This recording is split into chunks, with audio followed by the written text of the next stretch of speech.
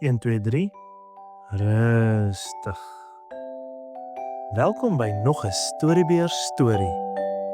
Luister lekker saam.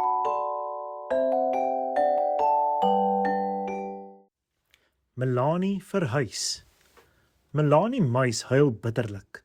Vandag gaan die muisfamilie die plaas verlaat. Hulle moet in die bos gaan woon. Melanie muis moet al haar vriende groet.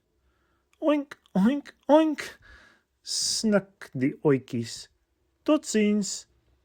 Melanie muis sal haar vriende mis. Sy snik nog 'n keer. Mamma en pappa sleep 'n groot koolblaar. Op die koolblaar is hulle potte en panne, tafels en stoele, komberse en boeke gepak. Woef woef, blaf pa hond. Wyf vir haar totsiens, sê vir die klein hondjies. Ons sal vir Melanie muis gaan kuier. Op pad na die bos ontmoet die muise die hasies en die eekorings. Almal hou saam piknik. Sal jy my maatjie wees, Melanie? Giggel die twee eekorinkies.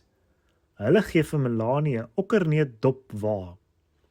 Eindelik kom die muisgesin by hulle nuwe huis aan.